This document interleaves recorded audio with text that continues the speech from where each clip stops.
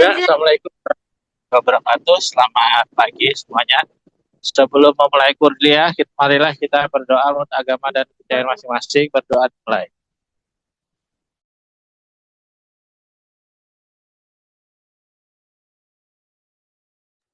Ya, berdoa selesai. Jangan lupa untuk mencantumkan nama dosen pengampu dan nama seluruh mahasiswa ya pada slide PPT atau PowerPoint pada kelompok 3.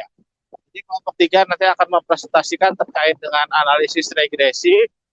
Habis presentasi nanti disambung dengan tanya jawab atau diskusi, kemudian disambung dengan kesimpulan serta penutup ya. Kepada kelompok 3 dipersilakan.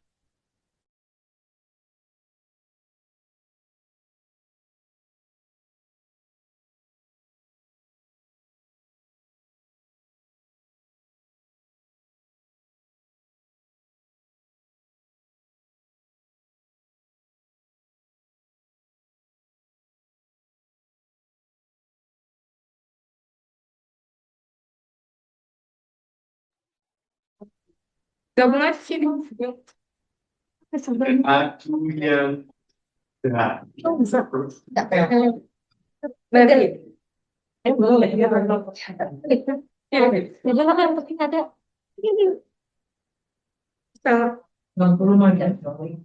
Assalamualaikum warahmatullahi wabarakatuh. Perkenalkan, kami dari kelompok 3. Kami ingin mempresentasikan tentang analisis regresi. Sebelumnya, perkenalkan, saya Naila Eka Aulia. Saya Nur Amelia. Saya Samara Madani. Saya Nur Halindra. Saya Rosita Indriati. Saya Handani Staningsih. Saya Yora Anggreni-Nata. Ya, baik.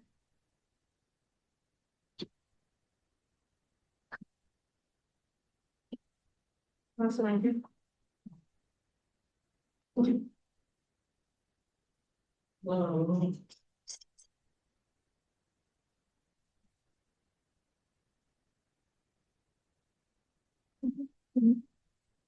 Sering-sering. Pencet aja ya.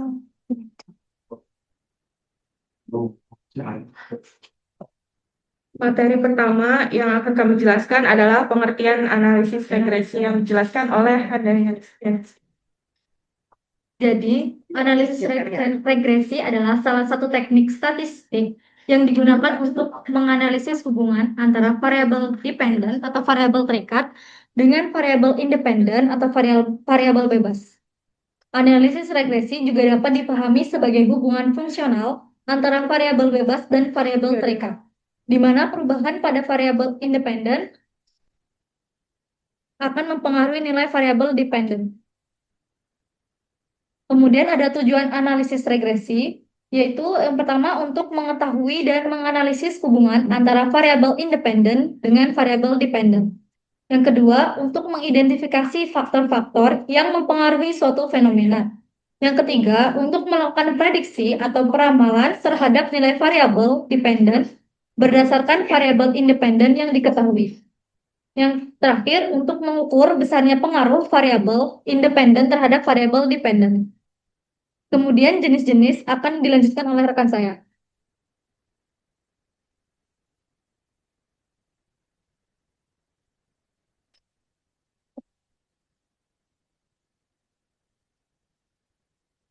Selanjutnya jenis-jenis analisis regresi.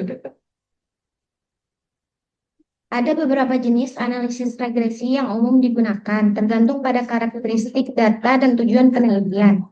Yang pertama, regresi linear sederhana. Jenis regresi ini digunakan ketika hanya terdapat satu variabel independen yang mempengaruhi variabel dependen. Dengan persamaan Y sama dengan A tambah BX,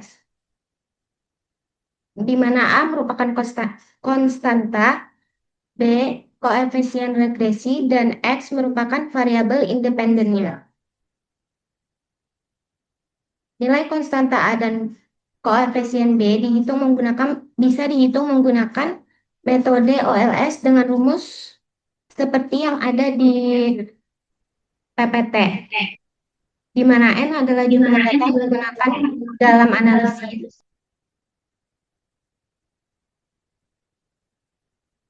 Metode OLS dipilih karena menghasilkan estimator yang tidak bias, konsisten, dan efisien.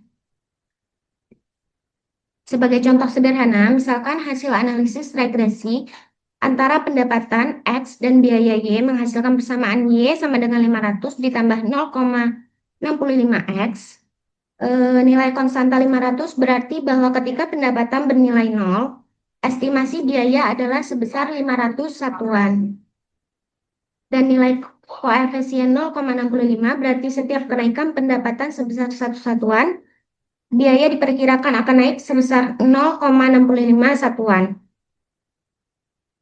Kemudian yang kedua, regresi linear berganda. Regresi linear berganda digunakan ketika terdapat lebih dari satu variabel independen yang mempengaruhi variabel dependen. Persamaannya, Y sama dengan A ditambah B1 X1 ditambah B2 X2 sebanyak variabel independennya dan kemudian ditambah nilai residu.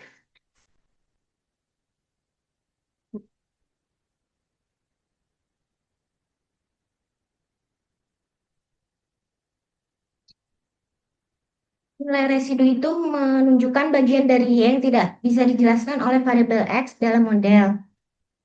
Residu muncul di contoh itu karena nilai biaya aktual Y tidak persis sama dengan nilai yang diprediksi model.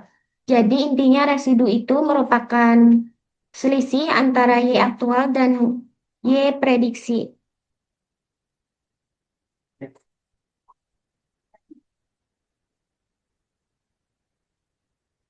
Dalam analisis keuangan, regresi berganda sangat berguna ketika variabel yang ini diprediksi dipengaruhi oleh banyak faktor sekaligus. Misalnya biaya operasional suatu perusahaan tidak hanya dipengaruhi oleh pendapat saja, tetapi juga oleh jumlah karyawan dan volume produksi. Selanjutnya yang ketiga, regresi logistik.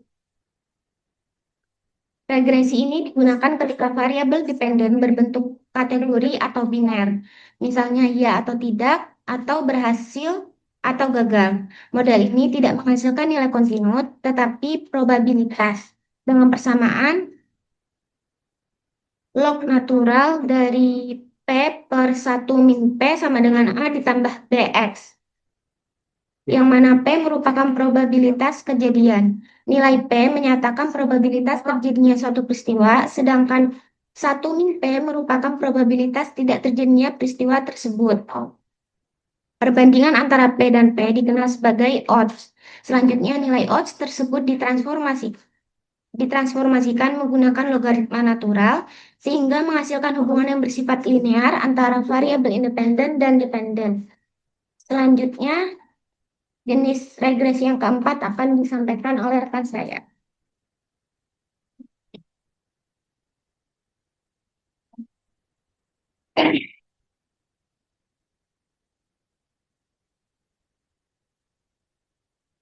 Lalu yang keempat ada regresi polinomial. Regresi polinomial digunakan ketika hubungan antara variabel independen dan dependen tidak berbentuk garis lurus, melainkan membentuk pola melengkung, sehingga ada beberapa variabel yang dimana rumusnya adalah Y sama dengan A tambah B1 X tambah B2 X kuadrat sampai dengan variabel yang bersangkutan.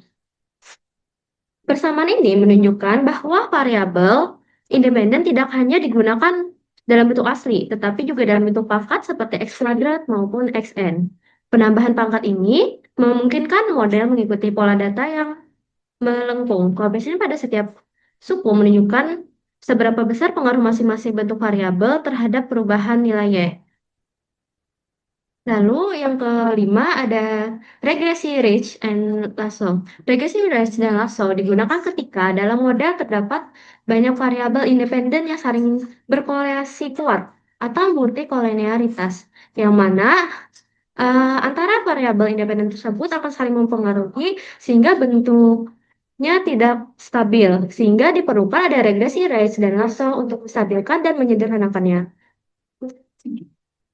Range regression menambahkan penalti terhadap kuadrat koefisien yang mana rumusnya adalah min y aktual dikurang y kuadrat ditambah B1 kuadrat, B2 kuadrat, sampai Bn kuadrat.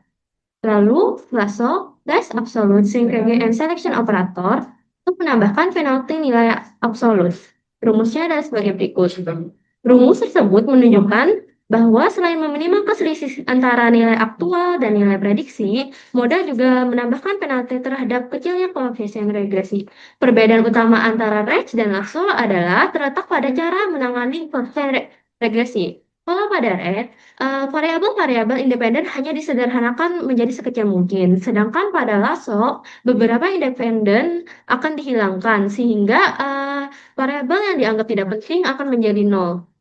Lalu yang keenam ada regresi Poisson. Regresi Poisson digunakan untuk menganalisis data yang berbentuk jumlah kejadian seperti jumlah kunjungan, jumlah kasus, atau frekuensi suatu peristiwa. Sehingga bentuknya itu bilangan bulat dan tidak boleh berupa harga dan lain-lain.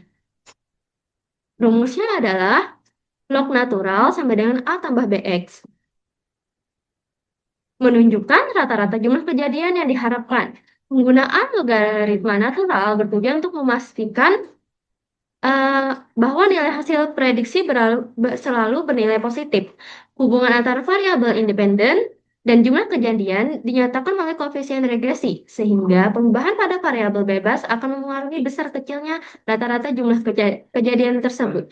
Sehingga pengaruh antara variabel independen dan dependen itu bukan seperti pendapatan biaya, namun pendapatan pada jumlah pengunjung dan lain-lain. Semua yang bisa dihitung dengan nilai bulat. Materi selanjutnya akan dijelaskan oleh rekan saya, yaitu komponen dalam analisis regresi.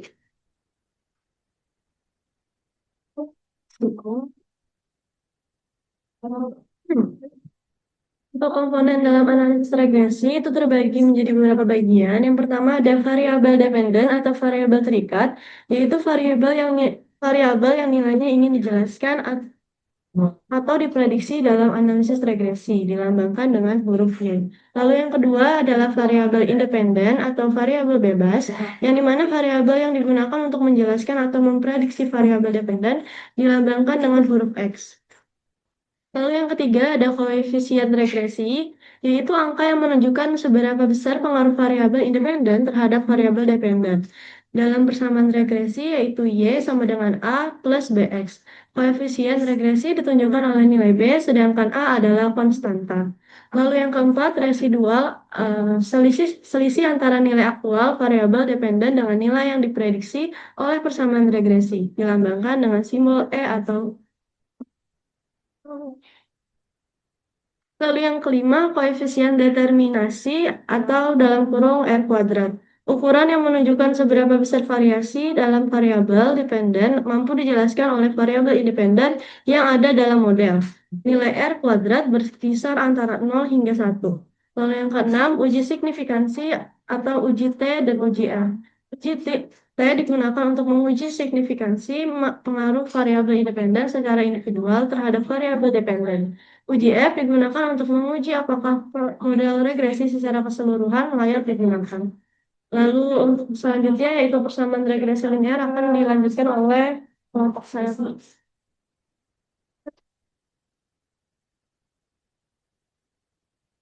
Saya akan melanjutkan materi persamaan regresi linear. Persamaan regresi linear adalah representasi matematis dari hubungan antara variabel dependen dan variabel independen. Metode yang paling umum digunakan adalah ordinary least squares OLS atau metode kuadrat terkecil yang bekerja dengan cara meminimalkan jumlah kuadrat dan selisih antara nilai aktual dan nilai prediksi. Asumsi dasar regresi linear yaitu adalah asumsi pertama adalah normalitas, yaitu residual dari model regresi harus berdistribusi normal. Asumsi ini penting agar uji T dan uji F yang dilakukan memberikan hasil yang valid. Asumsi kedua adalah tidak adanya multikolinearitas, artinya antar variabel independen tidak boleh saling berkolerasi terlalu tinggi. Jika terjadi multikolinearitas, nilai koefisien regresi menjadi tidak stabil dan sulit diinterpretasikan. Lalu yang asumsi terakhir adalah homoskedastisitas, yaitu varian dari residual harus bersifat konstan untuk semua nilai variabel independen. Apabila varian residual tidak konstan atau disebut heteroskedastisitas, maka estimasi yang dihasilkan tidak lagi efisien.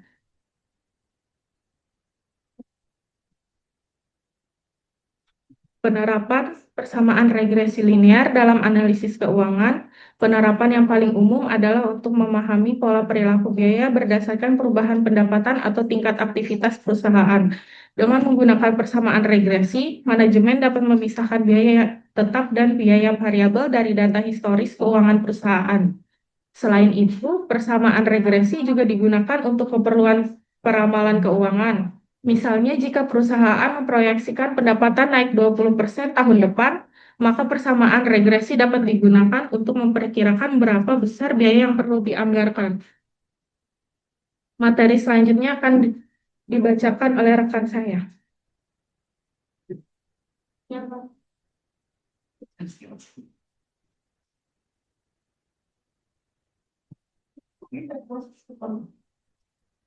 Materi selanjutnya yaitu manfaat analisis regresi dalam keuangan.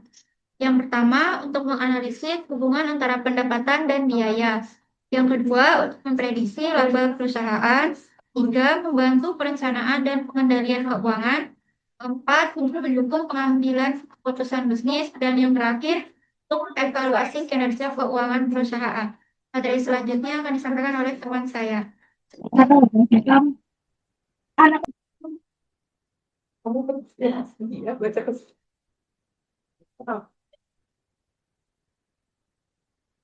Selanjutnya, studi kasus analisis perilaku biaya menggunakan regresi linear sederhana pada PT Nusantara Mart. Sebuah perusahaan retail yaitu PT Nusantara Mart ingin menganalisis hubungan antara pendapatan dan biaya operasional untuk membantu perencanaan keuangan. Data yang diperoleh yaitu data X sebagai pendapatan dan data Y sebagai biaya. Diminta tentukan persamaan regresi linear sederhana. 2. Interpretasikan hasilnya. 3. Hitung prediksi biaya jika pendapatannya sama dengan 3.000. Pertama, kita tentukan persamaan regresi linear sederhananya. Pada tabel perhitungan, kita masukkan data X dan Y, lalu kita buat kolom X kuadrat dan kolom XY. X kuadrat, datanya kita dapat dari X dikali X, contohnya 800 dikali 800, hasilnya 640.000. Data XY didapat dari X dikali Y, contohnya 800 kali 900, hasilnya 720.000. Setelah itu, datanya semuanya kita jumlahkan. Sigma X itu berarti jumlah seluruh X, yaitu 10.800. Sigma Y jumlah seluruh Y, yaitu 9.900. Sigma X kuadrat jumlah keseluruhannya 22.240.000. Sigma XY-nya 19.760.000 dan N-nya 6. Selanjutnya, menghitung koefisien regresi dengan rumus B sama dengan N dikali sigma XY dikurang sigma X dikali sigma Y dibagi N dikali sigma X kuadrat dikurang sigma X kuadrat. Kita cari dulu yang atas. 6 dikali 19.760.000 dikurang 10.800 dikali 900, 9.900. Hasilnya itu 11.640.000. Yang bawah, 6 dikali 22.240.000 dikurang 10.800 kuadrat, hasilnya 16.800. Lalu 11.640.000 dibagi 16.800, hasil 6.800.000 hasilnya 0,69. Jadi koefisien regresinya itu 0,69. Selanjutnya menghitung konstanta. Rumusnya A sama dengan sigma Y dikurang B dikali sigma X dibagi N. 9.900 dikurang 0,69 dikali 10.800 dibagi 6, hasilnya 408. Selanjutnya mencari persamaan regresinya. Y topi sama dengan A ditambah BX. Y topi sama dengan konstantanya tadi 408 ditambah koefisiennya 0,69 X. Kita interpretasikan A sama dengan 408, yang artinya saat pendapatannya 0, biaya tetapnya tetap ada sebesar 408. B sama dengan 0,69, berarti setiap pendapatan naik 1, biaya variabelnya naik 0,6. Jadi karena 0,69 itu positif, berarti hubungannya saat. Selanjutnya kita prediksi biayanya dengan pendapatan 3.000. Rumusnya Y topi sama dengan A ditambah BX. Y topi sama dengan 408 ditambah 0,9 dikali 3.000. Hasilnya 2.478. Jadi biaya yang diprediksi adalah 2.478. Selanjutnya akan dilanjutkan dengan tempat saya.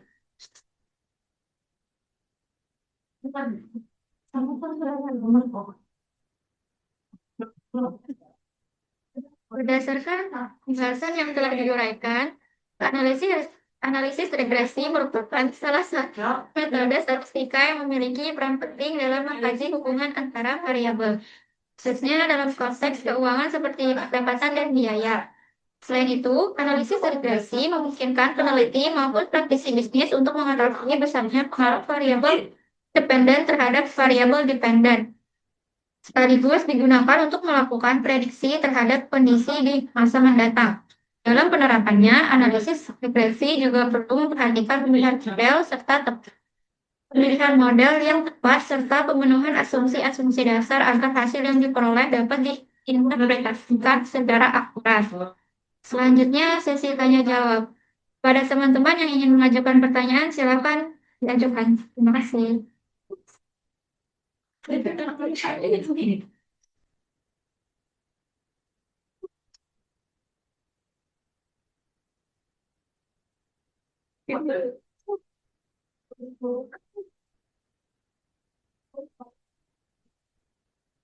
Siapa ya, Rasya? Mana? Apa ini?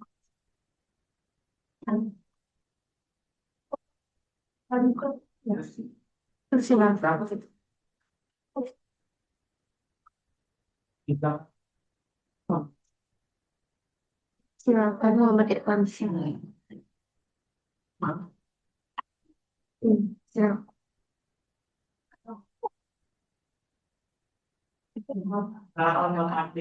Silakan untuk Muhammad Irfansyah untuk mengajukan pertanyaannya. Ini kelihatan bukunya.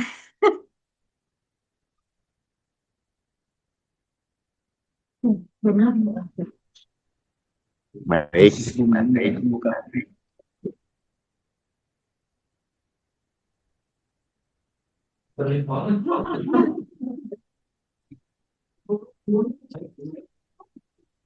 Perkenalkan, nama saya Muhammad Nuripansyah. Saya izin bertanya, dalam kondisi data terbatas, misalnya seperti jumlah sampel kecil, apakah analis regresi ini masih layak digunakan?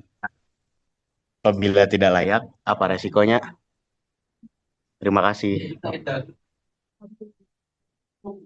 Baik, pertanyaannya kami tampung dulu. Silakan ada yang ingin bertanya.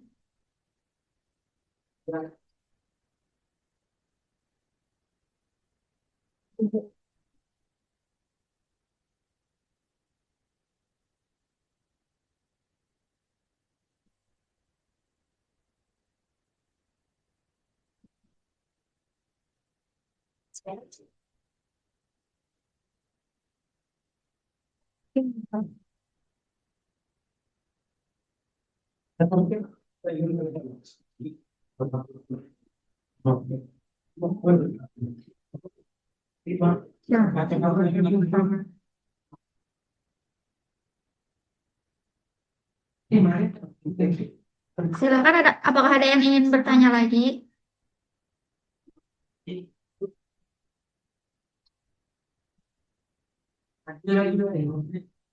Silakan ajukan pertanyaannya, Muhammad Danu Saputra.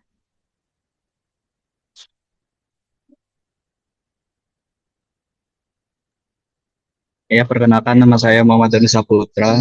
Oh, di sini. Saya bisa pilih.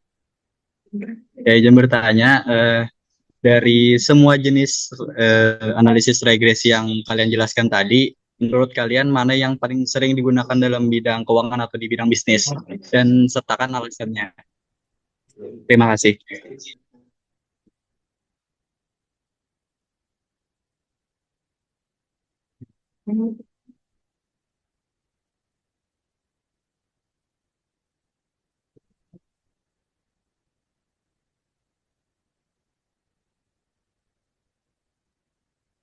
Silakan apakah ada yang ingin mengajukan pertanyaan lagi?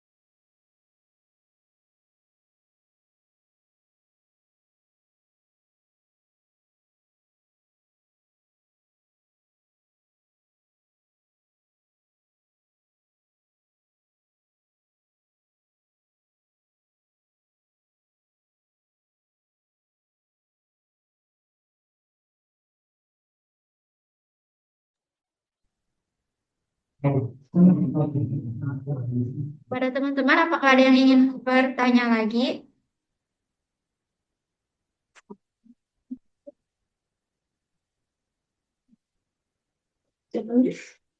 Hmm, oke.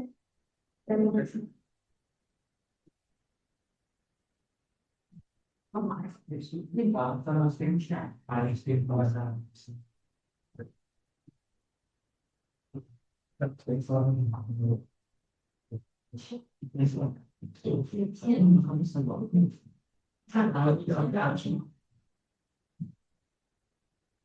Aku pinggir ya.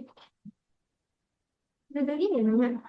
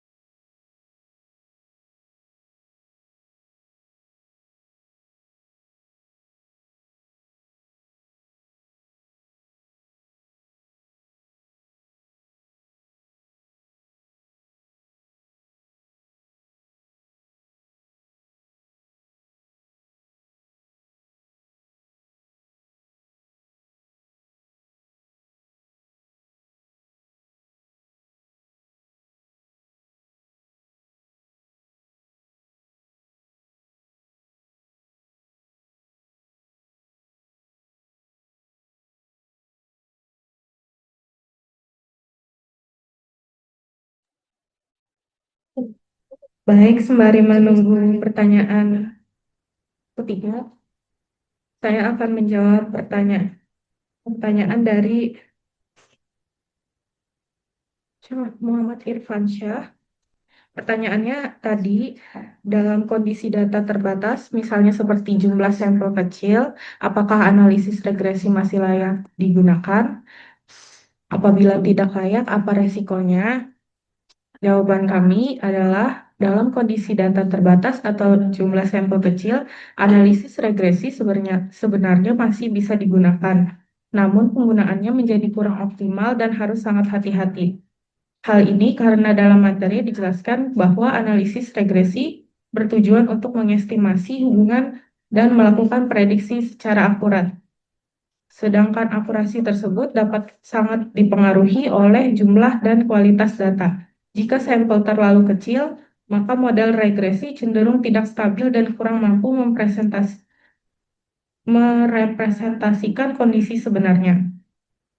Resiko utama jika regresi tetap digunakan pada sampel kecil adalah hasil estimasi menjadi bias atau tidak akurat, sehingga koefisien regresi nilai A dan B bisa berubah-ubah jika ada sedikit penambahan data. Selain itu, kemampuan model dalam menjelaskan hubungan antara variabel juga menjadi lemah, yang biasanya terlihat dari nilai koefisien determinasi yang tidak reliable. Resiko lainnya adalah uji signifikansi, uji T dan uji F menjadi kurang valid sehingga bisa terjadi kesalahan dalam menyimpulkan apakah suatu variabel benar-benar berpengaruh atau tidak. Dalam konteks bisnis dan keuangan, hal ini berbahaya karena dapat menyebabkan pengambilan keputusan yang keliru. Misalnya, salah dalam memprediksi biaya, laba, atau permintaan. Dengan demikian, meskipun regresi masih dapat digunakan pada data terbatas, hasilnya harus diinterpretasikan dengan sangat hati-hati dan sebaiknya didukung dengan penambahan data atau metode lain agar hasil analisis lebih akurat dan dapat dipercaya. Apakah terjawab?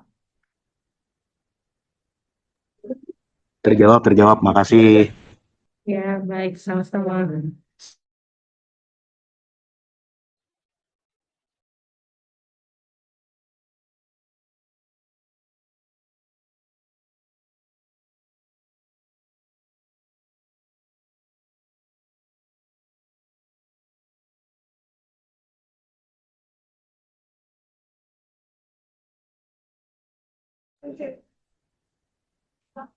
Lalu di sini saya ingin menjawab pertanyaan dari Muhammad Danus Saputra, yaitu dari semua jenis regresi yang dijelaskan, mana yang menurut kamu paling sering digunakan dalam bidang akuntansi atau keuangan? Lalu mengapa? Dari semua jenis regresi tadi, regresi linear sederhana merupakan jenis regresi yang paling sering digunakan karena modelnya paling sederhana dan mudah dipahami, yaitu rumusnya adalah seperti yang kami jelaskan tadi, Y sama dengan A tambah BX, yang mana untuk kasusnya yaitu adalah biaya dan X itu adalah pendapatan. Sehingga biaya yang dikeluarkan pada akuntansi itu dipengaruhi oleh pendapatan. Dalam konteks bisnis dan keuangan, regresi linear dan sederhana sering digunakan untuk menganalisis hubungan seperti pendapatan terhadap biaya, di mana koefisien regresi dapat langsung menunjukkan seberapa besar perubahan biaya akibat perubahan pendapatan. Karena kemudahannya dalam penggunaan interpretasi serta kemampuannya memberikan gambaran awal yang cukup akurat, regresi linear sederhana menjadi metode yang paling umum digunakan sebelum beralih ke model yang lebih kompleks. Apakah terjawab? Terjawab. Terima kasih.